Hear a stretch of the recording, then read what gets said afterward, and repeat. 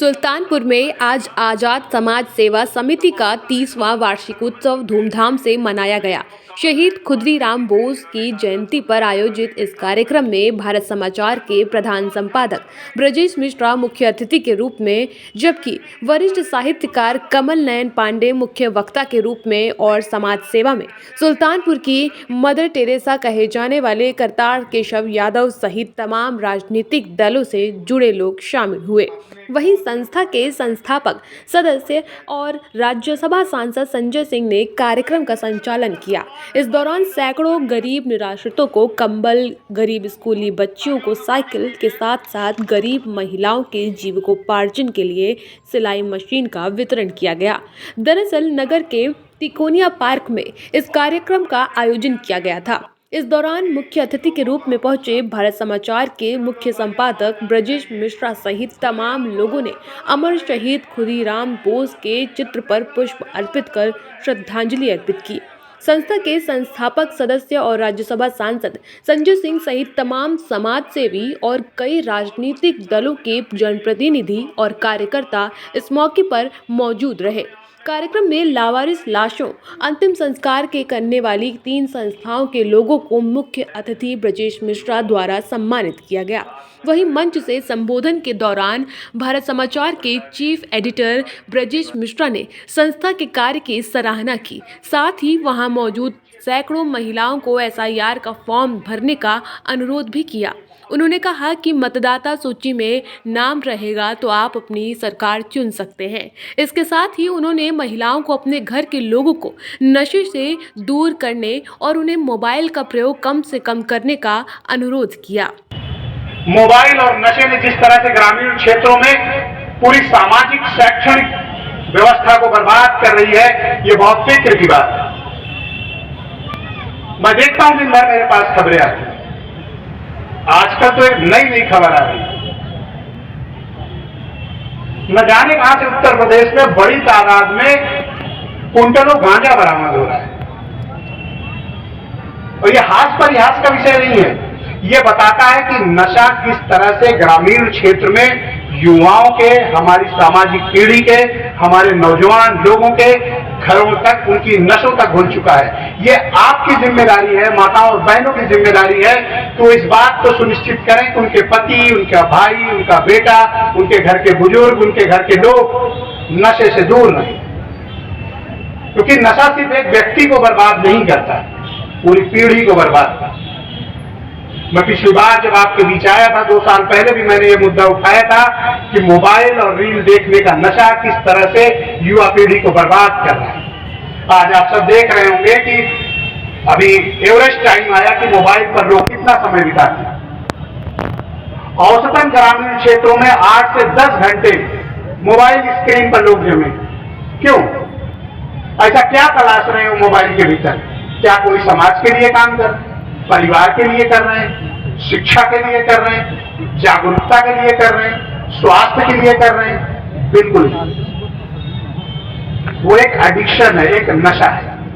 जो नशा उनको गांजा, भांग, शराब और आजकल तो कप सिरप का धंधा चल रहा है।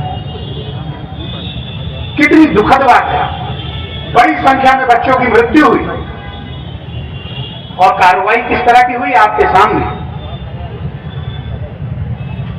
तो मैं अपनी माताओं बहनों से कहूंगा, आज जब आप अपने घरों में जाएं, जब सिलाई मशीन, कंबल, साइकिल, अन्य सामान लेकर अपने घरों में जाएं, तो इस बात का संकल्प लें कि अगर आपका पति कोई नशा करता है तो उस नशे को छुड़ाने के लिए आज आप कसम खाकर जाएं, संकल्प लेकर जाएं कि आपका बेटा, आपका भाई, आपके घर के लोग नशे से दूर रहें। दूसरा काम, आप अपना नाम मतदाता सूची में जरूर जोड़ें। इस बात को भी आपको सुनिश्चित करना होगा। सुल्तानपुर के लोग और सुल्तानपुर के प्रति मेरा प्रेम पहले के मुकाबले भी बहुत ज्यादा बढ़ा है, क्योंकि इस शहर में, इस जनपद में, भले मेरा यहाँ कुछ नहीं है, लेकिन मेरे पास आप जैसी माताएं, बहनें, बुजुर्ग और दोस्त, मैं आपको अपने परिवार की तरह मानता हूं। तो अगर 3 दिसंबर को मैं यहाँ आता हूं तो 22 दिसंबर को मैं अपने गांव जरूर जाता हूं, मैं दुनिया में कहीं भी। यही 2 सार्वजनिक मौके हैं जहां पर मैं आता हूं। तो इसलिए आता हूं क्योंकि आप मेरे लिए परिवार से बढ़कर हैं। यहाँ मेरा भले कुछ नहीं, मैं यहाँ नहीं पैदा हुआ हूं या मेरी कर्मस्थली नहीं है, लेकिन सुल्तानपुर संजय सिंह की कर्मस्थली है, मैं इसलिए भी आता हूं। वहीं संस्था के अध्यक्ष अशोक सिंह की माने तो लगातार 1994 से लोगों की सेवा की जा रही है। रक्तदान हो या लावारिसों की सेवा, गरीब निराश्रितों की मदद तो अन्य सामाजिक कार्य भी कभी भी इसके लिए सरकारी सहायता नहीं ली गई है। आपसी सहयोग के जरिए लगातार 1994 से लोगों की मदद की जा रही है। इनकी टीम में दर्जनों ऐसे लोग हैं जो अब तक 50-50 बार रक्तदान कर चुके हैं। इसी कड़ी में आज ये आयोजन किया गया, जिसमें जिले के विभिन्न इलाकों से आए करीब 1000 गरीब निराश्रितों को कंबल, 100 गरीब बच्चियों को साइकिल और गरीब महिलाओं के जीविकोपार्जन के लिए 80 सिलाई मशीन का वितरण किया गया। आज ये 1994 में शहीद खुदीराम बोस जी की जयंती के अवसर पर आज़ाद समाज सेवा समिति का गठन हुआ। तब से शहीदों की स्मृति में उनकी जयंती के पुण्यतिथि पर संस्था विभिन्न प्रकार के आयोजन हमेशा करती रही, जिसमें से एक यह भी है। जैसे अस्पताल में लावारिसों की सेवा, रक्तदान, इस साल 171 रक्तदान हुआ है। अब तक कई हजार यूनिट रक्तदान कर चुके हैं संस्था 94 से अब तक। गर्मी में वाटर कूलर, निःशुल्क प्याऊ की व्यवस्था की जाती है। ऐसे इसी प्रकार ठंडक में लोगों को ठंड से बचने के लिए रजाई या कंबल, इस बार कंबल चल रहा है। 3 साल 4 साल से कंबल नहीं, पहले रजाई करते थे।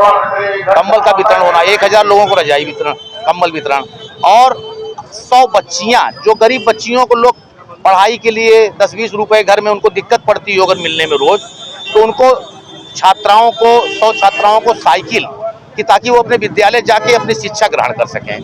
और 80 महिलाओं को जो अपने 100-200 रुपए कमा के कम से कम सिलाई करके ही अपना जीवन यापन कर लेंगी, उनके लिए 80 महिलाओं को सिलाई मशीन, इसी का वितरण आज किया गया है।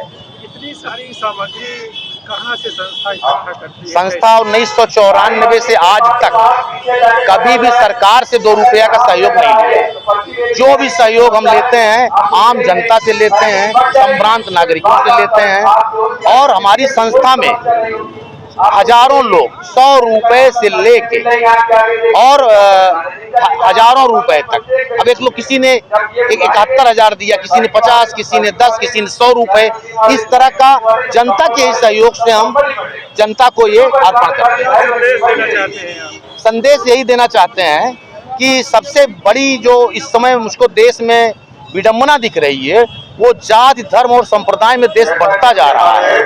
इसको हमको अपने आप को सोचना पड़ेगा कि हमारा देश फटने न पाए, उसकी नींव इतनी मजबूत हमारे शहीदों ने रखी है, उसको हम बरकरार रखें, सांप्रदायिक सौहार्द बना रहे, भाईचारा बना रहे, यही संस्था का उद्देश्य है।